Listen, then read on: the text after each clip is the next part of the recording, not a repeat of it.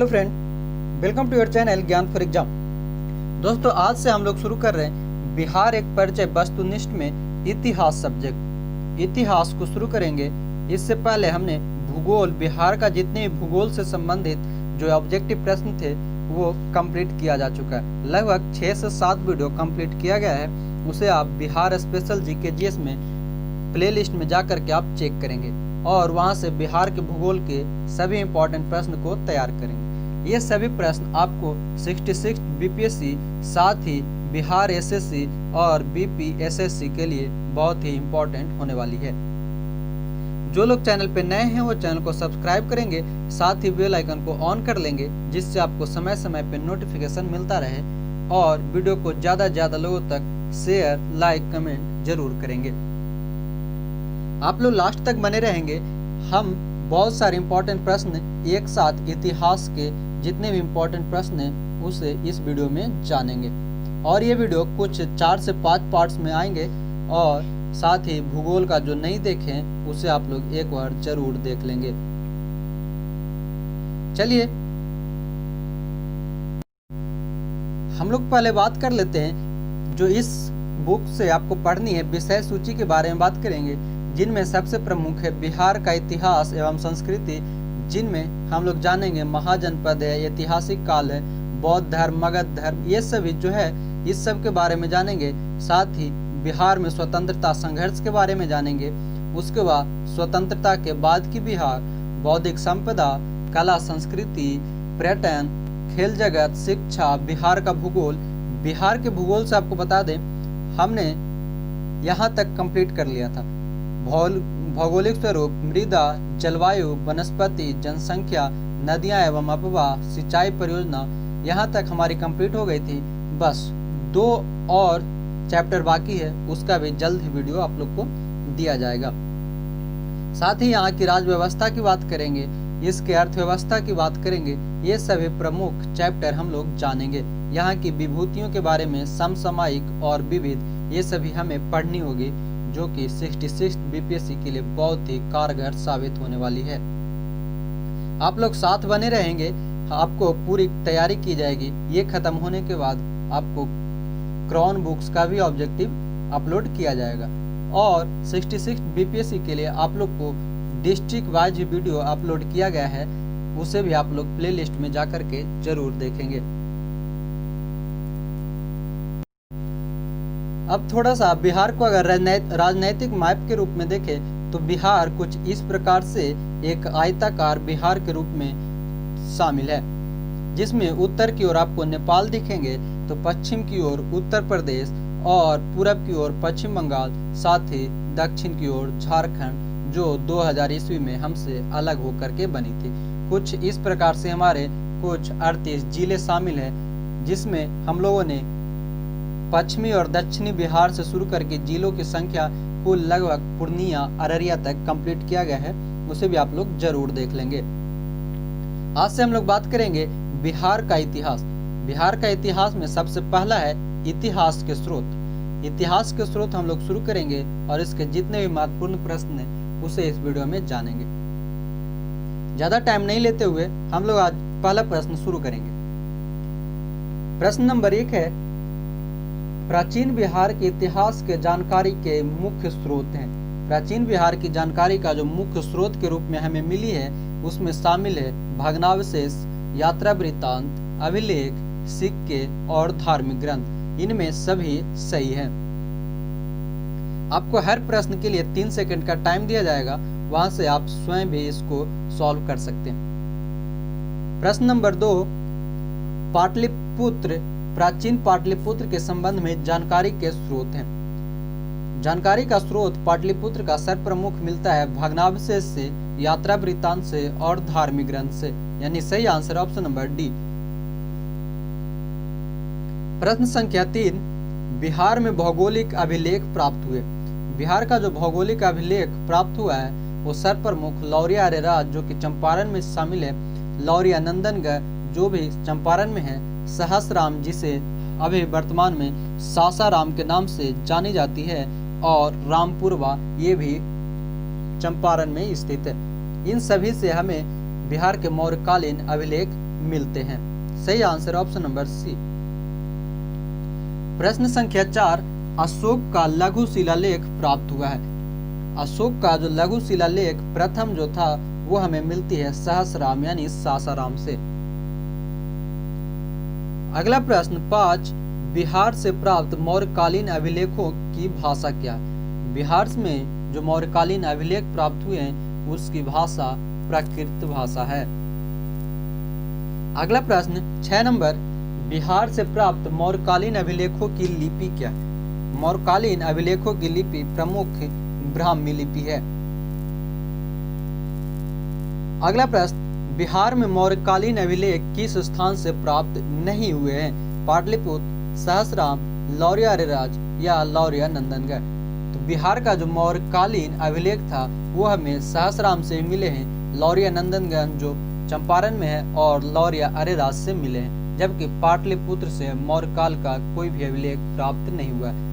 सही आंसर है option number A. अगला प्रश्न, मौर्यकालीन स्थापत्य कला के साक्ष्य प्राप्त हुए हैं।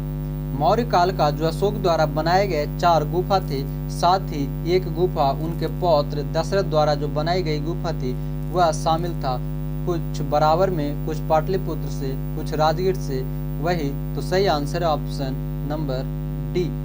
मौर्यकालीन जो स्थापत्य था जिसमें आपको पाटलिपुत्र में, कुम्हरार में भी आपको देखने के मिलेंगे, राजगीर में भी मौर्य काल का शासन था और बराबर पहाड़ी में जो गुफाएं बनाई गई थी अशोक के द्वारा।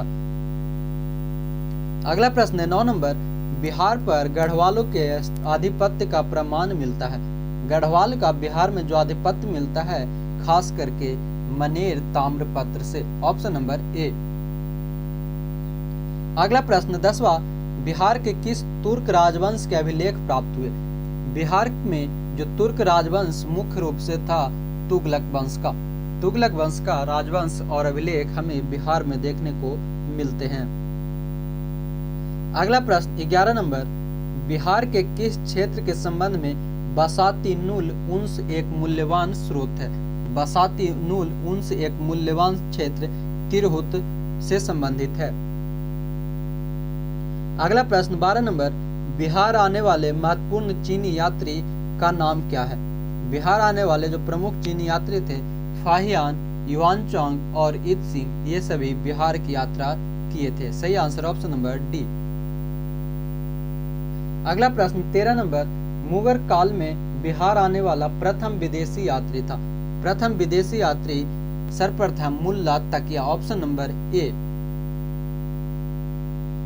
अगला प्रश्न 14, निम्नलिखित यूरोपीय यात्रियों में कौन बिहार नहीं आया था। मैनरिक, जॉन मार्शल, फ्रांसोन बर्नियन या पीटर मुंडी। बिहार आने वाला जो यूरोपीय यात्रियों में शामिल नहीं था वह था फ्रांसोय बर्निया। अगला प्रश्न 15, बहारिस्तानी गैबी किसकी रचना है। बहारिस्तानी गैबी मुख्य रूप से रचना है मिर्जा नाथन की। अगला प्रश्न 16 नंबर, मिर्तुल अहवाल किसकी रचना है। मिर्तुल अहवाल जो है मुख्य रूप से मुल्ला बहबहानी की रचना है। अगला प्रश्न 17 नंबर, मध्यकालीन मिथिला के इतिहास के स्रोत में महत्वपूर्ण है। मिथिला के स्रोत में जो शामिल है कीर्ति पताका, कीर्ति लता और वर्ण रत्नाकर। सही आंसर ऑप्शन नंबर डी। अगला प्रश्न 18 नंबर, बिहार में धातु प्रस्तर युगीन अवशेष मिले हैं। धातु प्रस्तर युगीन अवशेष जो हमें देखने को मिलती है वैशाली एवं सोनपुर से यानी चेचर, चिरांद यानी छपरा से और मनेर से। सही आंसर ऑप्शन नंबर डी, उपयुक्त सभी। अगला प्रश्न 19 नंबर, बिहार में मौर्यकालीन अभिलेख मिले हैं। मौर्यकालीन अभिलेख जो हमें देखने को मिलती है चंपारण में सभी प्रमुख है, लौरिया अरेराज, लौरिया नंदनगढ़ और रामपुरवा से। सही आंसर ऑप्शन नंबर डी। अगला प्रश्न 20 नंबर, बिहार के गया जिले के अपसढ़ से प्राप्त अभिलेख में किस राजवंश के बारे में जानकारी मिलती है। अपसढ़ से जो अभिलेख प्राप्त हुए हैं उसमें हमें जानकारी मिलता है परवर्ती गुप्त वंश की। अगला प्रश्न 21 नंबर, बिहार प्रांत के आरा से प्राप्त देववर्णाक का लेख तथा शाहपुर, पटना एवं मंदर, बांका से प्राप्त लेखों में जानकारी मिलती है। यहाँ पर जानकारी हमें मिलती है परवर्ती गुप्त वंश के बारे में, जो उस समय का शाहपुर, पटना, मंदर, इस समय का बांका से जो जानकारी मिलती है वो हमें परवर्ती गुप्त वंश के बारे में मिलती है। और यह देवगुप्त, विष्णुगुप्त एवं जीवित गुप्त द्वितीय का नाम यहाँ पर मिलती है। अगला प्रश्न 22 नंबर, पाल शासकों के बारे में जानकारी मिलती है। पाल शासकों के बारे में जो हमें उपयुक्त जानकारी मिलती है उसमें देवपाल के मुंगेर अभिलेख, नारायण पाल का भागलपुर ताम्रपत्र अभिलेख, महिपाल प्रथम के नालंदा एवं मुजफ्फरपुर अभिलेख से। सही आंसर है ऑप्शन नंबर डी। अगला प्रश्न 23 नंबर, बिहार के लिए सर्वाधिक प्राचीन साहित्यिक स्रोत है। बिहार के लिए प्राचीन साहित्यिक स्रोत के रूप में अथर्ववेद को जाना जाता है। अगला प्रश्न 24 नंबर, बिहार में स्थित महाजनपदों के बारे में जानकारी मिलती है। बिहार के में स्थित जो महाजनपद के बारे में जानकारी मिलती है इनमें सर्वप्रमुख है अंगुत्तर निकाय। अंगुत्तर निकाय जो है वो बौद्ध धर्म से संबंधित है। और यह सिर्फ बिहार के महाजनपद नहीं, जो पूरे भारत में जो महाजनपद थे 16 महाजनपद, उनकी जानकारी बौद्ध ग्रंथ अंगुत्तर निकाय से ही मिलती है। अगला प्रश्न 25 नंबर, नालंदा के सराय टीला में उत्खनन से प्राप्त हुआ है। नालंदा का जो सराय टीला है इसमें उत्खनन से प्राप्त होने वाली चीज है पाल काल का बौद्ध विहार। अगला प्रश्न 26 नंबर, बौद्ध साहित्य विनय पिटक एवं दीघ निकाय से जानकारी मिलती है। दीघ निकाय से हमें जो जानकारी मिलती है प्रमुख रूप से विनय पिटक और दीर्घ निकाय से, जिसमें शामिल है मगध के राजतंत्र एवं वैशाली के गणतंत्र के बारे में और मौर्योत्तर बिहार के बारे में। सही आंसर है ऑप्शन नंबर सी। अगला प्रश्न 27 नंबर, बिहार में बड़े पैमाने पर उत्खनन कार्य करवाने वाला तथा कई प्राचीन स्थलों की खोज करने वाले पुरातत्ववेत्ता थे। बिहार में जो मुख्य रूप से उत्खननकर्ता के रूप में आए थे वह थे लॉर्ड कनिंघम। अगला प्रश्न 28 नंबर, नालंदा में स्थित बड़ा गांव जो नालंदा महाविहार के नाम से पता चलता है, बड़ा गांव का पता किसने किया था? इसका पता सर्वप्रथम कनिंघम द्वारा किया गया था। यहाँ से 2 अभिलेख मिले थे जिस पर नालंदा का नाम उत्कीर्ण हुआ करता था। बिहार शरीफ में कुमारगुप्त प्रथम और स्कंदगुप्त का प्रसिद्ध स्तंभ भी है और वही कनिंघम ने बोधगया के मंदिर को भी खोजा था। अगला प्रश्न है 29 नंबर, पुरातत्ववेत्ता कनिंघम ने बिहार में खोज की।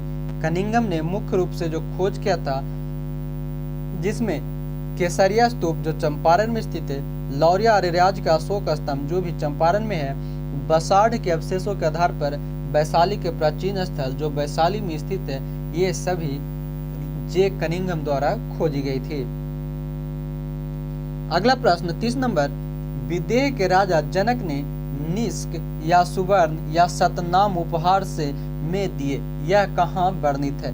जो विदेह के राजा जनक थे उन्होंने जो उपहार दिए थे वह हमें बृहदारण्यक उपनिषद में देखने को मिलती है। अगला प्रश्न 31 नंबर, बिहार से प्राप्त मौर्य अभिलेखों की लिपि है।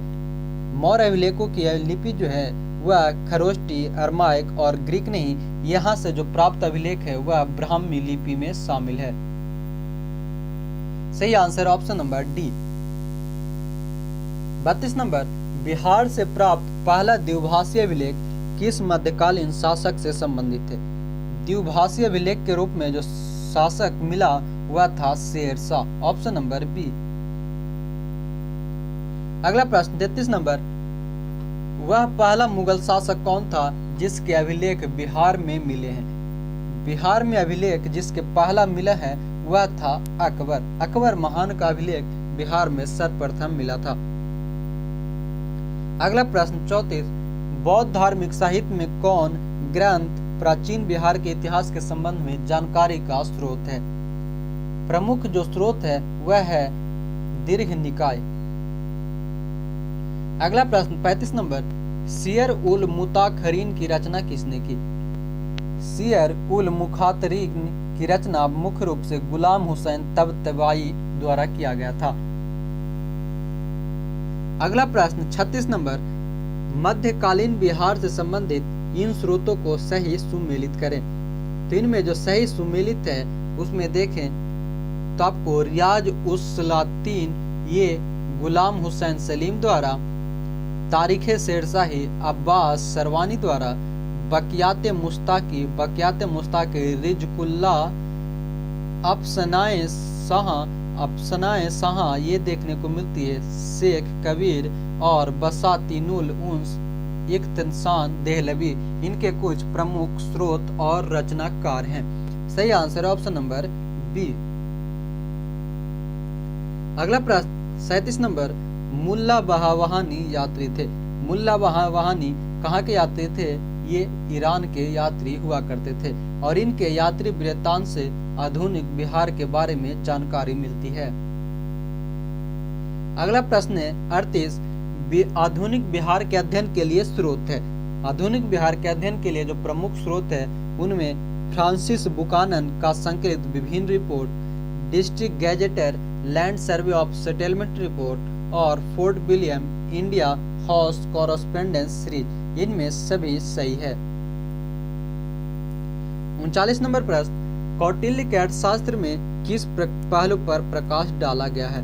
जो कौटिल्य या चाणक्य या विष्णुगुप्त जो अशोक और मौर्य काल में बिंदुसार के जो प्रधानमंत्री हुआ करते थे, उनके बुक जो अर्थशास्त्र है उसमें जो हमें मिलती है वो राजनैतिक नीतियों के बारे में मिलती है।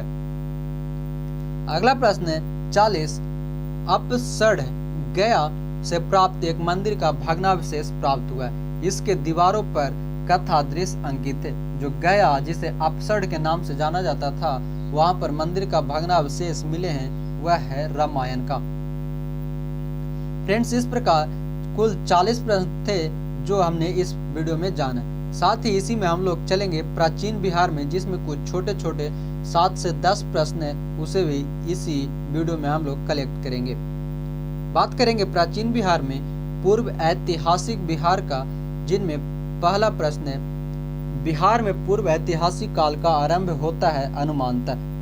बिहार में पूर्व ऐतिहासिक काल का जो आरंभ काल माना जाता है वह है 40,000 ईस्वी पूर्व। सही आंसर ऑप्शन नंबर सी। दूसरा प्रश्न, बिहार में पूर्व ऐतिहासिक काल के अवशेषों से प्राप्त हुए हैं। बिहार में जो पूर्व ऐतिहासिक काल के अवशेष प्राप्त हुए हैं उनमें शामिल है कुल्हाड़ियों के फलक, चाकू एवं खुरपी और मृदभांड। सही आंसर ऑप्शन नंबर डी। अगला प्रश्न तीसरा, बिहार में आदि मानव के निवास के आरंभिक साक्ष्य कहां से प्राप्त हुई है? आरंभिक साक्ष्य जो हमें देखने को मिलती है वह है मुंगेर एवं नालंदा से। अगला प्रश्न 4 नंबर, बिहार में आदि मानव के उपस्थिति के आरंभिक साक्ष्य किस युग के हैं? आदि मानव के उपस्थिति आरंभिक साक्ष्य जो है मुख्य रूप से पूर्व प्रस्तर युग से शामिल है। पांचवा प्रश्न, बिहार में मध्यवर्ती प्रस्तर युग के साक्ष्य मिले हैं। मध्यवर्ती प्रस्तर युग जो हमें देखने को मिलती है वह मुंगेर में मिलती है।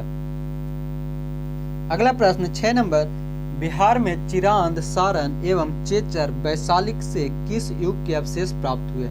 चेचर एवं चिरांद का जो प्रमुख रूप है यह अवशेष हमें नव प्रस्तर युग का प्राप्त हुआ है। अगला प्रश्न 7वां, बिहार में ताम्र प्रस्तर युग के परवर्ती चरण के अवशेष कहां से प्राप्त हुए हैं? परवर्ती चरण के जो अवशेष प्राप्त हुए हैं उनमें चिरांद, सारण, चेचर, वैशाली, सोनपुर एवं मनेर सभी जगह से प्राप्त हुए हैं। फ्रेंड, इस प्रकार से कुछ पूर्वकालिक बिहार के बारे में 7 प्रश्न थे, वो जाने। साथ ही एक और जान लेते हैं ऐतिहासिक काल का आरंभ। यहाँ पर भी आपको कुछ 7 से 10 प्रश्न देखने को मिलेंगे।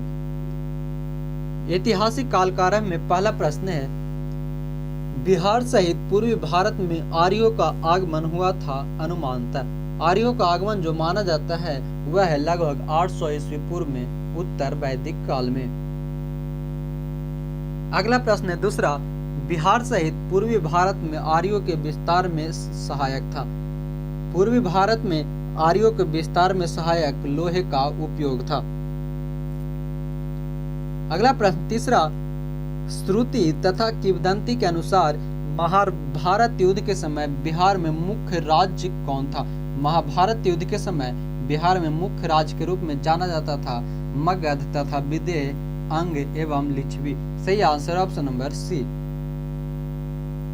अगला प्रश्न 4 नंबर, वेद के किस ग्रंथ में बिहार के विदेह राज्य में आर्यों के आगमन तथा निवास का साक्ष्य विवरण मिलता है? आर्यों के आगमन के बारे में बिहार में विदेह राज्य में जो आए थे उसका साक्ष्य प्रमुख रूप से हमें शतपथ ब्राह्मण में देखने को मिलती है। विदेह की जो प्रथम चर्चा थी वह शतपथ ब्राह्मण में ही की गई थी। अगला प्रश्न 5वां, बिहार का कौन सा प्राचीन राज्य आरंभ में बहुत दिनों तक आर्यावर्त के बाहर था तथा अनार्य जाति के लोगों का आवास स्थल रहा है? अनार्य जाति के लोगों का आवास स्थल मुख्य रूप से मगध रहा है। अगला प्रश्न 6 नंबर, बिहार में उपनिषद काल में ब्राह्मण धर्म तथा ज्ञान का महान केंद्र था। ब्राह्मण धर्म और ज्ञान का महान केंद्र उस समय उपनिषद काल में विदेह था। उस समय विदेह के राजा जनक प्रसिद्ध दार्शनिक के रूप में जाने जाते थे और यह राज्य व्याकरण, साहित्य तथा दर्शन शास्त्र का महत्वपूर्ण केंद्र हुआ करता था। अगला प्रश्न 7वां, अथर्ववेद में ब्रात्य शब्द का प्रयोग किस राज्य के लोगों के लिए किया गया? ब्रात्य शब्द का प्रयोग अर्थवेद में प्रयोग किया गया था मगध के लिए। अर्थवेद में एक सूक्त में पहली बार मगध का वर्णन किया गया है, यानी मगध का सर्वप्रथम वर्णन अथर्ववेद में किया गया है। 8वां प्रश्न, बिहार का कौन सा राज्य उत्तर वैदिक काल का एक महत्वपूर्ण राज्य था? उत्तर वैदिक काल का जो एक राज्य था वह था विदेह। Option D. वही 9वां प्रश्न, बिहार के भौगोलिक दृष्टि क्षेत्र के चर्चा सर्वप्रथम किस साहित्य रचना में मिलती है? बिहार का जो भौगोलिक क्षेत्र की चर्चा जो है सर्वप्रथम हमें देखने को मिलती है शतपथ ब्राह्मण में। सही आंसर है ऑप्शन नंबर डी। तो फ्रेंड्स, इस प्रकार हमने जाना बिहार के प्रमुख ऐतिहासिक काल, प्रागैतिहासिक काल, ये सभी यहाँ पर संपूर्ण कुछ इंपॉर्टेंट प्रश्न। उम्मीद है आपको वीडियो पसंद आया होगा। जो लोग चैनल पे नए हैं वो चैनल को सब्सक्राइब कर लेंगे और बेल आइकन को ऑन कर लेंगे, जिससे आपको समय समय पे नोटिफिकेशन मिलता रहे। और वीडियो को ज्यादा से ज्यादा लोगों तक शेयर, लाइक, कमेंट्स जरूर करेंगे। इसी के साथ जय हिंद, धन्यवाद।